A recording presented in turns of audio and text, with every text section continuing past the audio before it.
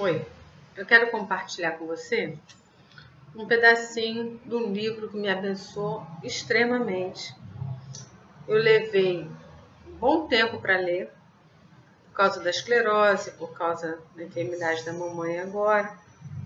Por N motivos, eu levei acho que um ano, acho que eu nunca levei tanto tempo para ler um livro. Mas fui extremamente abençoada. O livro se chama A Dádiva da Dor. O autor bota Por que sentimos dor e o que podemos fazer a respeito. É o livro do Dr. Paul Brands e eu recomendo porque é uma reflexão maravilhosa, não é um convite ao masoquismo, ao autoflagelo, nem nada parecido. E eu quero ler um capítulo que estranhamente se chama Gratidão. Gratidão pela dor. Muito doido. Mas antes eu vou ler um pedacinho que vem aqui na contracapa, que diz assim. Em sua investigação, o Dr. Brands traçou o mecanismo da dor no ser humano e mostrou a necessidade que nós temos de compreender melhor a dor. Ouça sua dor. É o seu corpo falando com você, dizia o Dr. Brands. Em A Dádiva da Dor, o Jansen, que ajuda a escrever o livro, nos conta como esse simpático doutor colocou a dor em seu devido lugar. Qual é o devido lugar da dor? A dor é um presente daquele que nos criou, ou seja, do Senhor, um presente de Deus, que nos fez para que nós soubéssemos quanto estamos maltratando a sua preciosa criação. A dor é um sinal de alerta. E é nesse sentido que ele nos convida à gratidão. Entendendo que a dor é um alerta para que a gente veja o que está nos fazendo mal, o que está nos maltratando. Só ainda à guisa de introdução, o Dr. Brands, ele trabalhou muito tempo com leprosos. Então, ele sabe a tragédia que é uma vida sem dor, uma vida incapaz de sentir dor. A lepra, ele nos mostra aqui pelos estudos, né, os anos de estudo dele, a lepra, ela não, ao contrário do que se imagina, ela não vai fazendo os pedaços caírem. Os pedaços caem por causa de lesões que acontecem e a pessoa não sente. Ela é capaz de enfiar a mão num ventilador rodando e não perceber que o dedo está voando longe. Ela é capaz de botar um sapato 2 números menor que o dela e caminhar por dias com aquele sapato e vir a perder o pé. Porque é incapaz de sentir dor. Porque o sistema de alerta não está funcionando. Então, ele nos chama a gratidão, sim. Não, graças a Deus eu sinto dor. Graças a Deus eu estou com essa dor insuportável nas costas. Não, não é isso. É graças a Deus, meu sistema de alerta está funcionando e eu posso correr atrás de um alívio. Por isso ele diz, ouça a sua dor. É seu corpo falando com você. E tem muito mais coisa interessantíssima nesse aspecto que ele vai esclarecendo no livro. Mas eu quero ler esse capítulo com você. A noção de que aquilo que pensamos e sentimos na mente afeta a saúde de todo o nosso corpo insinuou-se aos poucos na consciência dos médicos. Todo jovem médico aprende sobre o efeito placebo. Graças a autores populares como Bill Morris, Norman Cousins e Dr. Bernie Siegel, a população em geral também tomou conhecimento do papel que as emoções podem representar na cura. Um observador um tanto excêntrico comentou: algumas vezes é mais importante saber que tipo de sujeito tem o germe do que qual tipo de germe tem o sujeito. O Dr. Hans Selye foi o verdadeiro descobridor do impacto das emoções na saúde e, parcialmente por causa da sua influência, comecei com a gratidão como minha primeira sugestão para iniciar os preparativos para a dor. Em seu laboratório de Montreal, Selye passou anos conduzindo experiências com ratos para descobrir o que prejudica o corpo. Ele escreveu 30 livros sobre o assunto e bem mais de 100 mil artigos foram publicados sobre o sintoma do estresse, descrito primeiro por ele em 1936. Selye observou que o estresse mental faz com que o corpo produza suprimentos extras de adrenalina, chamados epinefrina, que acelera os batimentos do coração e da respiração. Os músculos ficam também tensos e a tensão pode levar a dores de cabeça e nas costas. Ao pesquisar a causa original do estresse, Selye descobriu que fatores tais como a ansiedade e a depressão podem detonar ataques de dor ou intensificar a dor já presente. Segundo a Academia Americana de Médicos de Família, 2/3 das consultas feitas a eles são instigadas por sintomas ligados ao estresse. Em vista de Selye ter resumido sua pesquisa quase no final de sua vida, ele citou a vingança e a amargura como as reações emocionais mais prováveis na produção de altos níveis de estresse nos seres humanos. De modo contrário, concluiu ele, a gratidão é a resposta que mais contribui para a saúde. Concordo com Selye. Em parte porque uma grata apreciação pelos muitos benefícios da dor transformou minha própria perspectiva.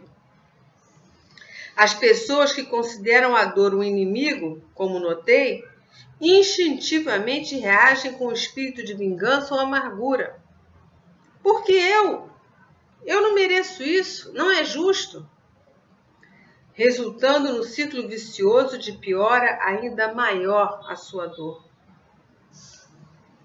Pense na dor como um discurso que seu corpo está fazendo sobre um assunto de importância vital para você. Digo aos meus pacientes, desde o primeiro sinal, pare, ouça a dor e tente ser grato. O corpo está usando a linguagem da dor porque este é o meio mais eficaz de chamar sua atenção. Chamo essa abordagem de fazer amizade com a dor. Aceitar o que é geralmente visto como inimigo e desarmá-lo, acolhendo-o. Uma mudança radical de perspectiva teve lugar entre o grupo de cientistas e funcionários da área da saúde em Carvilho, ao verem a prova diária dos benefícios da dor, tanto nas enfermarias de pacientes como no laboratório, porque aqueles pacientes não sentiam dor. Eles aprenderam indiscutivelmente a apreciar a dádiva da dor com gratidão. Hoje, se qualquer um de nosso grupo viesse a sofrer uma dor incurável, poderíamos ficar com medo e deprimidos. Poderíamos pedir alívio, mas duvido que qualquer coisa pudesse abalar nossa firme certeza de que o sistema da dor é bom e sábio. Acho irônico que, como médico, exceto ao tratar de pacientes privados de dor, eu deva confiar tanto nas queixas de meus pacientes sobre a dor, pois a própria dor de que reclamam é meu maior guia para determinar o diagnóstico e o curso do tratamento. Uma das razões para alguns tipos de câncer serem mais fatais do que outros é que afetam partes do corpo menos sensíveis à dor. O câncer num órgão como o pulmão ou a parte mais profunda do seio pode não ser notado pelo paciente. E os médicos não têm uma pista até que se espalhe para uma área sensível como a pleura, a membrana do pulmão. A essa altura, o câncer pode ser tratado, pode ter entrado na corrente sanguínea e produzido metástase, e possíveis de serem curadas com tratamento local. Gosto de lembrar a mim mesmo e a outros de que, mesmo em processos corporais geralmente considerados como inimigos, podemos encontrar um motivo para ser gratos. A maioria dos desconfortos deriva das defesas leais do corpo e não das doenças. Quando uma ferida infeccionada fica vermelha e produz pus, por exemplo, a vermelhidão e o inchaço são devido a um surto de sangue no local. E o pus é um composto de fluidos linfáticos e células mortas. É uma prova das batalhas celulares travadas a favor do corpo. O aumento de calor no ferimento resulta do esforço do corpo para enviar mais sangue à área afetada. Aquele desconforto é tudo uma luta. Uma febre mais generalizada faz circular o sangue mais rapidamente e, convenientemente, cria um ambiente mais hostil para muitas bactérias e vírus, porque não suportam o calor. De fato, quase toda atividade corporal que vemos com irritação ou desgosto, bolhas, calos, febre, espirros, tosse, vômitos e, é claro, dor, é um emblema da autoproteção do corpo. O corpo está se protegendo. Quando era presidente, George Bush ficou embaraçado com um episódio de vômito num jantar oficial no Japão. Ele talvez devesse ficar grato. Fico maravilhado com o mecanismo fisiológico envolvido no ato de vomitar, que recruta grande número de músculos para inverter violentamente seus processos normais, destinados a fazer descer o alimento pelo trato digestivo. Eles agora se agrupam para expelir os invasores indesejáveis. Como o presidente Bush aprendeu, o reflexo trabalha a nosso favor sempre que sente o perigo, sem levar em conta as circunstâncias. Da mesma forma, um espirro abrupto e inevitável irá expulsar objetos e germes estranhos da mucosa nasal, com uma força comparável à de um furacão. Até os mais desagradáveis aspectos do corpo são sinais de um esforço em direção à saúde. A gratidão tornou-se minha reação reflexiva à dor, e posso testemunhar que essa mudança fundamental de atitude modificou realmente o efeito da dor em mim. Não me aborreço mais quando volto a encontrar-me com a minha dor crônica nas costas pela manhã. Posso estremecer e gemer quando tento vestir-me, mas também sintonizo a mensagem da dor. Ela me lembra de que doerá muito menos se eu não me curvar, mas puser os pés, um de cada vez, numa cadeira para colocar as meias ou atar os cadastros do sapato. Dá também sugestões veladas de que devo reformular meus compromissos e repousar um pouco mais. Ou fazer exercícios para tornar mais flexíveis as juntas rígidas. Sempre que possível, tento seguir seus conselhos, os conselhos do próprio corpo, pois sei que meu corpo não tem um advogado mais leal do que a dor. Há não muito tempo, depois de carregar uma maleta numa longa viagem marítima, tive uma crise dolorosa e longa por causa de um nervo pinçado em minhas costas. A princípio, absolutamente não me lembrei de sentir gratidão. Meu sentimento foi de irritação e desânimo.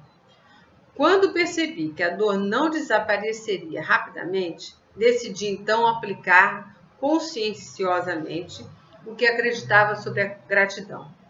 Comecei a enfocar várias partes do meu corpo em uma espécie de ladainha de agradecimento. Flexionei os dedos e pensei na atividade sincronizada de 50 músculos, uma porção de tendões fibrosos e milhares de células nervosas obedientes que tornavam possível tal movimento.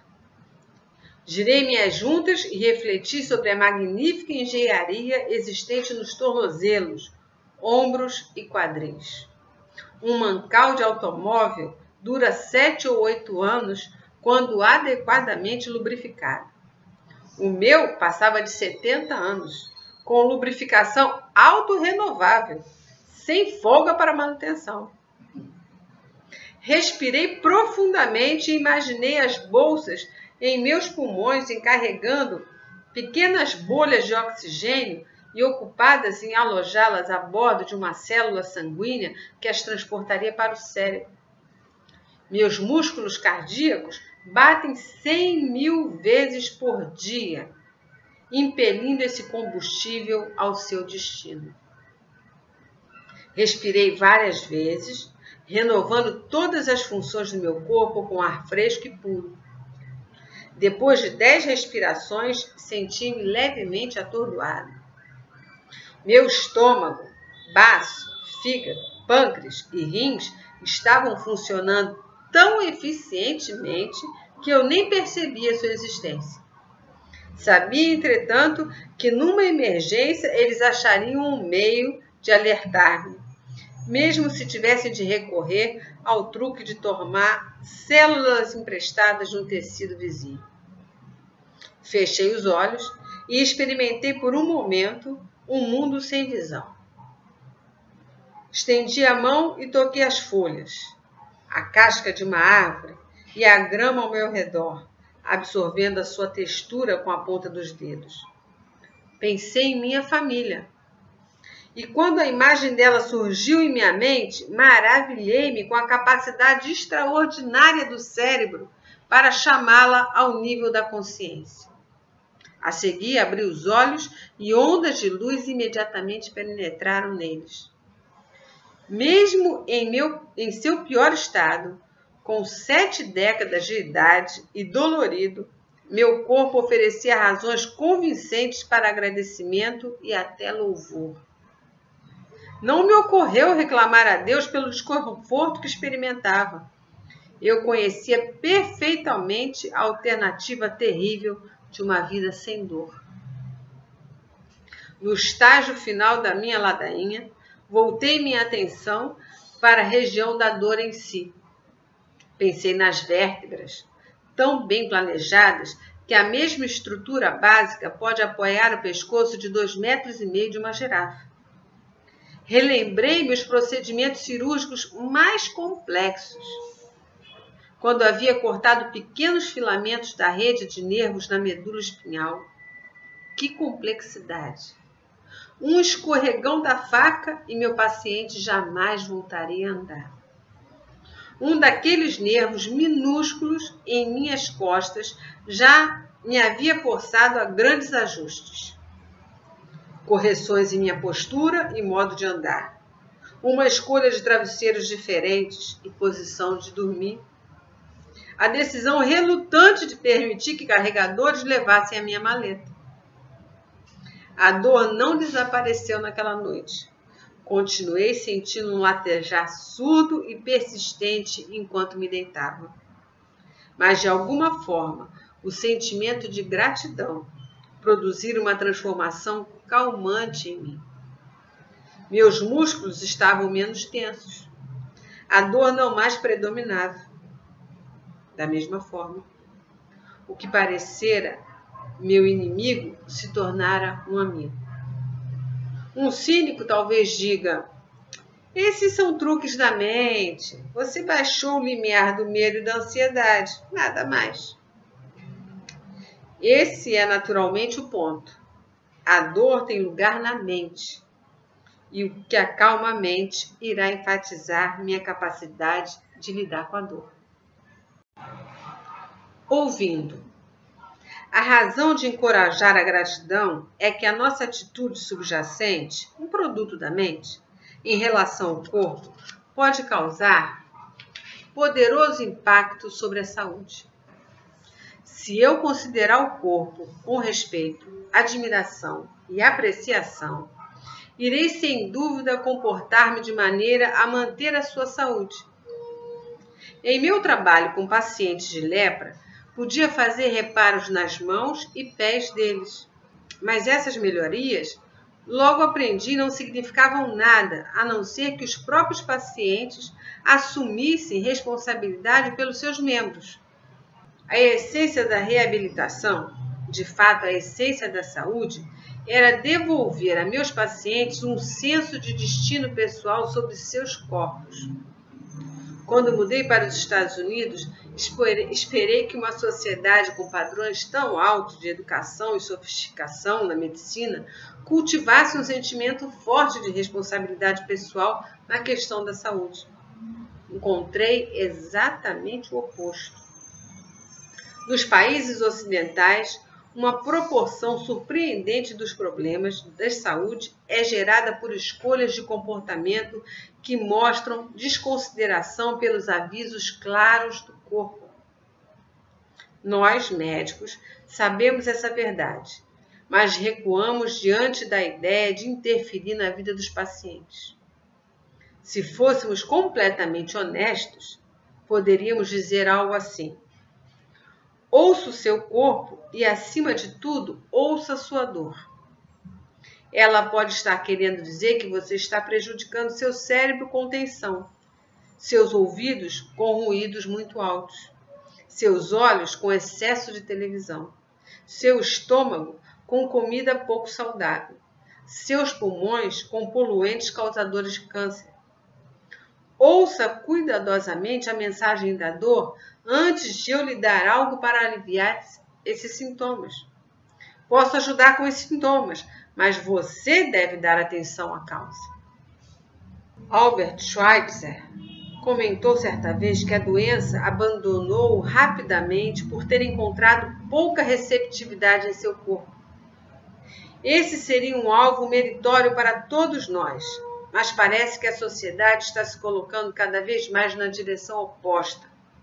A cada ano, representantes do Serviço de Saúde Pública, inclusive os Centros de Controle de Doença e Vigilância Sanitária norte-americanos, que ele está falando, se reúnem para discutir as tendências na área da saúde e estabelecer prioridades para novos programas.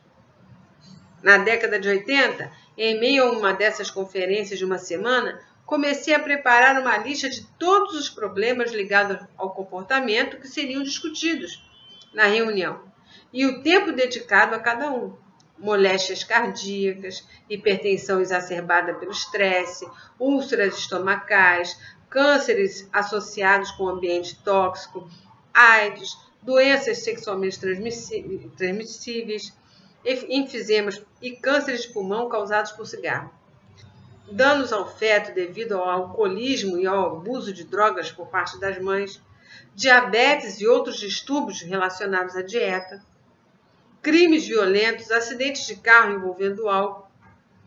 Estas eram preocupações endêmicas e até epidêmicas dos especialistas em saúde dos Estados Unidos. Eu sabia que uma reunião feita nos mesmos moldes com especialistas na Índia teria tratado, em vez disso, de malária, pólio, disenteria, tuberculose, febre tifoide, lepra. Depois de erradicar valentemente a maioria dessas doenças infecciosas, os Estados Unidos substituíram os velhos problemas de saúde por outros novos. Estávamos nos reunindo no Arizona. O vizinho desse estado, a oeste, Nevada, se encontra no alto da escala da maioria dos índices de mortalidade, enquanto o vizinho do norte, Utah, ocupa um dos últimos lugares. Os dois estados são relativamente ricos e com alto índice educacional, compartilhando um clima similar. A diferença, conforme sugerido por vários estudos, é provavelmente mais bem explicada por fatores de estilo de vida. Utah é a sede do mormonismo, que rejeita o uso do álcool e do tabaco. Os laços de família permanecem fortes em Utah. e os casamentos tendem a durar. Os índices de mortalidade mostram que o divórcio aumenta bastante a probabilidade de morte precoce causada por derrame, hipertensão, câncer de pulmão e intestinal. Nevada, em contraste, tem o dobro da incidência de divórcios e um índice bem mais alto do consumo de álcool e tabaco, sem mencionar o estresse associado ao jogo.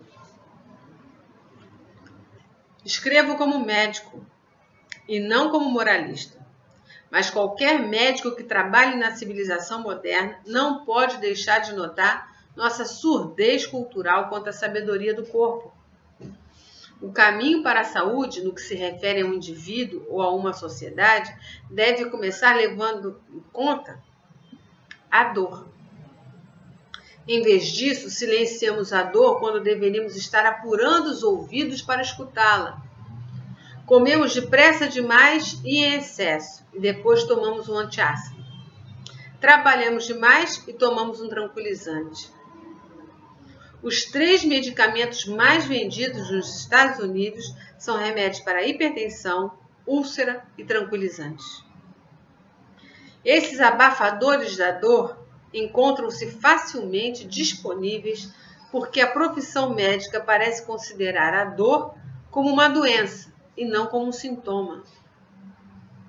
Antes de procurar no armário um remédio para silenciar a dor, tento aguçar meu ouvido. Ouvir a dor tornou-se um ritual para mim, parte importante da minha ladainha de gratidão. A dor tem um padrão? Pergunto a mim mesmo.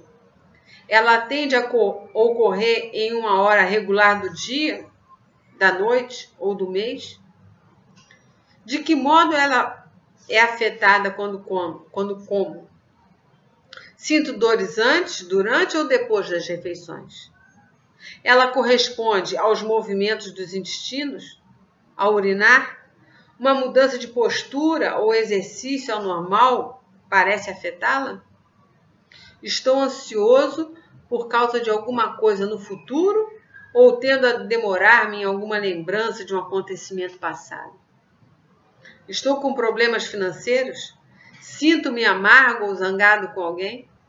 Talvez por ter sido parcialmente responsável por minha própria dor. Estou zangado com Deus? Posso fazer experiências para ajustar-me melhor à minha dor. E se eu dormir com um travesseiro ou sentar numa cadeira em lugar de um sofá? Que tal mais 1 hora de sono à noite? Como reajo a certos alimentos? Gordura, doces, vegetais? O que parece atraente? O que parece repulsivo? Tomo nota de quaisquer correlações de que me lembre.